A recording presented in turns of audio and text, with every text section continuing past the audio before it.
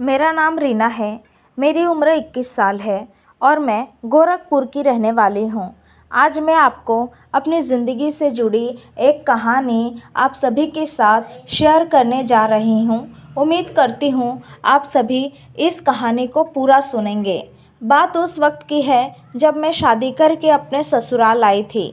मैं बहुत खुश थी, लेकिन मुझे नहीं पता था कि मेरी ये खुशी कुछ ही पल के लिए है। मेरी सास और ससुर मुझे मेरे रूम में बिठाकर खुद बाहर चले गए। मैं अपने सुहागरात के बारे में सोचने लगी। आज सब कैसे होगा?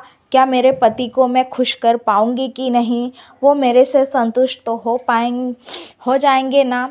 मैं सुहाग की सेज पर बैठकर अपने पति का इंतज़ार करने लगी। रात काफ़ी हो गई थी। मेरे पति अभी आए नहीं थे। फिर थोड़ी देर बाद मेरी सास अंदर आती है और मुझे एक गिलास दूध पीने को देती है। मेरी सास कहती है, ये दूध पी जा और सो जा। आज के दिन मेरा बेटा घर पर नहीं है, किसी ज़रूरी काम से बाहर जाना पड़ा उसे। मैंने कहा, भला सुहाग रात के दिन कौन बाहर जाता है? मेरी सास ने कहा, बहुत अर्जेंट काम था, इसीलिए जाना पड़ा, नहीं तो नहीं जाता। फिर मेरी सास चली गई। मैंने वो दूध पी लिया। फिर उसके बाद मुझे नींद आने लगी। फिर मैं कब सो गई मुझे पता ही नहीं चला। मुझे समझ में नहीं आ रहा था कि दूध पीने के बाद मुझे नींद क्यों आ रही है, लेकिन मुझे थोड़ा थोड़ा होश था। फिर तभी अंदर कोई आता है और दरवाज़ा बंद कर देता है। फिर मैं नींद में ही पूछती हूँ कि कौन है। फिर आवाज़ आई, दीपक। मैं फिर शांत हो गई, क्योंकि दीपक तो मेरे पति थे। मैंने नींद में ही पूछा, आप तो कल आने वाले थे, जल्दी कैसे आ गए? उन्होंने कोई जवाब नहीं दिया। आते ही मेरे कपड़े उतारने लगे। सबसे पहले मेरी साड़ी खोल दी, फिर ब्लाउज के हुक खोल दिया। अब एक ही कपड़ा बचा था, साया, उसे भी खोल दिया। अब मैं पूरी तरह से नंगी हो गई थी। मैं अपनी आंखें खोलने की कोशिश कर रही थी, लेकिन मेरी आंखें खुल नहीं रही थी। मैं बस महसूस कर सकती थी। मुझे लगा कि मेरे पति ही होंगे। वो पूरी रात मुझे रगड़ता रहा, नोचते रहा। उस वक्त मुझे समझ में नहीं आ रहा था, क्योंकि मेरी आंखें बंद थी। उसने मेरे साथ पूरी रात सेक्स किया। फिर कब मैं सो गई मुझे पता ही नहीं चला। सुबह हो गई। मैं 8 बजे तक सोई थी। फिर मेरे पति दीपक अंदर आते हैं और कहते हैं, कितना सो रही हो? मेरी माँ कब से तुम्हें आवाज़ लगा रही है, तुमने चाय नहीं बनाई अभी तक?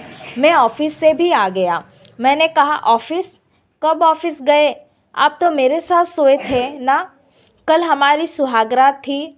नहीं बेबी, मैं तो ऑफिस में था। लगता है तुमने कोई सपना देखा होगा कि मैं तुम्हारे साथ सोया हूँ। मुझे समझ में नहीं आ रहा था कि ये सब क्या हो रहा है मेरे साथ। मेरे पति ने कहा, आज हम सुहागरात मनाएंगे। मैं बहुत परेशान हो गई थी। मेरे दिमाग में बहुत सारे सवाल आ रहे थे। सुहागरात के दिन कौन था मेरे साथ? क्या मेरे पति नहीं थे? मुझे परेशान देखकर मेरे पति ने कहा, तुम क्या सोच रही हो? मैंने सोचा सारी बातें बता दूं, लेकिन मैं बता नहीं पाई। मैं हिम्मत जुटा नहीं पाई। मुझे लगा शायद मैंने सच में कोई सपना देखा होगा। रात हो गई। फिर मेरी सास अपने साथ एक सफ़ेद चादर लेकर आई और उस चादर को बेड पे बिछा दिया और कहा, आज तुम्हारी पवित्रता का टेस्ट होगा। आज पता चलेगा तुम कितनी पवित्र हो। मेरे पति खड़े होकर ये सारी बातें सुन रहे थे। उन्होंने कहा, माँ इसकी क्या ज़रूरत है? मेरी सास ने कहा, ज़रूरत है बेटा, तू चुप रह। फिर मेरी सास चली गई।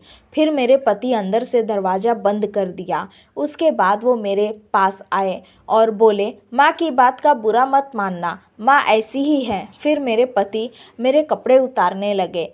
फिर हम दोनों ने पहले किस किया, फिर उसके बाद पूरी रात खूब मज़े लिए। मैंने अपने पति के साथ बहुत सेक्स किया। हमें खूब मज़ा आया। फिर हम सो गए। सुबह जब हुई तो दरवाजे के बाहर से मेरी सास आवाज़ लगा रही थी। मैंने जैसे ही दरवाज़ा खोला मेरी सास अंदर आई।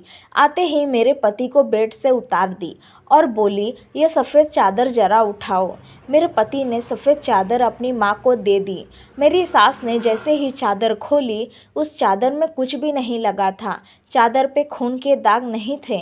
मेरी सास को बहुत गुस्सा आया और मेरा हाथ पकड़ के घर से बाहर निकाल दी। आस पड़ोस के लोग इकट्ठा हो गए। मेरी सास ने सबसे सामने मुझे बहुत बेइज्जत किया और बोली, पता नहीं किसके साथ मुंह काला करके आई है। मेरे पति ये सब खड़े होकर देख रहे थे। उन्होंने कुछ भी नहीं बोला और अंदर चले गए। मैं क्या करती? मैं अपने मायके आ गई। कुछ महीने के बाद मुझे पता चला कि मैं प्रेग्नेंट हूँ, लेकिन मुझे समझ में नहीं आ रहा था कि ये किसका बच्चा है, मेरे पति का या और किसी का। मेरा तो शादी से पहले किसी के साथ संबंध नहीं थे। बस सुहागरात वाले दिन कुछ हुआ था मेरे साथ। मेरे पति थे या फिर कोई दूसरा। मैंने जब अपने प्रेग्नेंट होने की बात अपने पति को बताई तो मेरे पति ने कहा, ये बच्चा मेरा नहीं, पता नहीं किसका पाप लेकर मेरा नाम देना चाहती है। मैंने कहा, दीपक, आप मेरे ऊपर इतना बड़ा आरोप ना लगाओ, मैं मर जाऊंगी। मैंने कहा, मैं इस बच्चे को जन्म दूंगी, फिर डीएनए टेस्ट करवाऊंगी, फिर तुम्हें यकीन होगा। फिर 9 महीने के बाद मैंने एक बेटी को जन्म दिया। बेटी के जन्म के तुरंत बाद ही मैंने अपनी बेटी का डीएनए टेस्ट करवाया। डीएनए टेस्ट के लिए मुझे अपने पति के डीएनए से अपनी बेटी का डीएनए मैच करवाया। रिज़ल्ट निगेटिव आया। मैं बहुत हैरान हो गई। मुझे समझ में नहीं आ रहा था कि मैं क्या करूं। फिर मेरी सास ने कहा, चरित्रहीन औरत मेरे बेटे को फंसाने आई थी। फिर मैंने पुलिस में कंप्लेन कर दी। पुलिस को सुहागरात की सारी बातें बता दी। पुलिस वालों ने कहा, हम तुम्हें इंसाफ दिला के रहेंगे। पुलिस ने मेरे से पूछा, सुहागरात के दिन क्या आपके पति आपके घर पर थे? मैंने कहा, मेरे पति घर पर नहीं थे। मेरे घर पर सिर्फ मेरी ससुर और मेरी सास थी। मेरी सास ने मुझे सुहागरात वाले दिन 1 गिलास दूध पीने के लिए दिया था। फिर उसके बाद मुझे होश नहीं था कि मेरे साथ क्या हुआ। फिर पुलिस वालों ने हमारे घर पर आए और मेरे ससुर का डीएनए सैंपल लिया। फिर डीएनए टेस्ट के लिए भेज दिया। लेकिन मेरे ससुर डीएनए टेस्ट करवाने के लिए तैयार नहीं थे। लेकिन पुलिस की कड़ी मशक्क़त के बाद मेरे ससुर डीएनए सैंपल टेस्ट करवाने के लिए तैयार हो गए। कुछ दिनों बाद जब डीएनए टेस्ट आया तब पुलिस वाले हमारे घर पर आए और सबको एक जगह इकट्ठा होने के लिए बोले। मेरे पति, मेरी सास और ससुर, पुलिस वालों के हाथ में एक लिफाफा था और उस लिफाफे के अंदर रिपोर्ट था। पुलिस वालों ने जैसे ही डीएनए टेस्ट का लिफाफा खोला, पुलिस वाले बहुत चकित रह गए। उनकी नज़रें एकटक मेरे ससुर पर जम गई। मेरे पति ने पूछा, रिपोर्ट में क्या है? पुलिस वालों ने नहीं बताया। फिर पुलिस वाले मेरे ससुर के पास आए और उन्हें एक तमाचा जड़ दिया। इससे मेरे पति बौखला गए। उन्होंने पुलिस वाले को धक्का मार दिया और बोले कि आपने मेरे बाप को क्यों मारा? फिर पुलिस वालों ने कहा, मेरे हाथों में जो रिपोर्ट है वह तुम्हारे बाप के डीएनए सैंपल से मैच करता है। तुम्हारी बीवी के पेट में जो बच्चा था वह तुम्हारा नहीं और ना ही किसी का और का, वह बच्चा तुम्हारे बाप का था। यह सुनते ही हम सबके पांव तले ज़मीन खिसक गई। मेरे ससुर अपना सर झुकाए खड़े थे। फिर मेरे पति ने उनके पास जाकर 2 चमाचे जड़ दिए और कहा, आपने ऐसा क्यों किया? यह आपकी बेटी जैसी थी। इतना कहकर मेरे पति रोने लगे।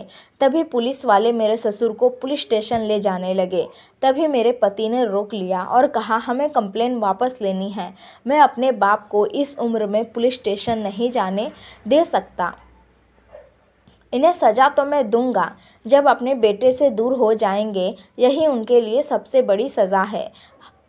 हम आज यह घर छोड़ देंगे और इसमें कोई रिश्ता नहीं रखूँगा। इतना कहकर मेरे पति मुझे वहाँ से लेकर वह घर छोड़कर चल दिए। मेरे ससुर बहुत रो रहे थे और कह रहे थे, मुझे माफ़ कर दो, मैं बहक गया था। लेकिन मेरे पति ने एक न सुनी। दोस्तों, उम्मीद करती हूँ आपको हमारी कहानी पसंद आई होगी। कहानी पसंद आई है तो वीडियो को लाइक करें, अपने दोस्तों के साथ शेयर करें, मेरे चैनल को सब्सक्राइब करें, नोटिफिकेशन बेल को ज़रूर दबाएं ताकि आने वाली अपडेट सबसे पहले आपको मिले। Thanks for watching video.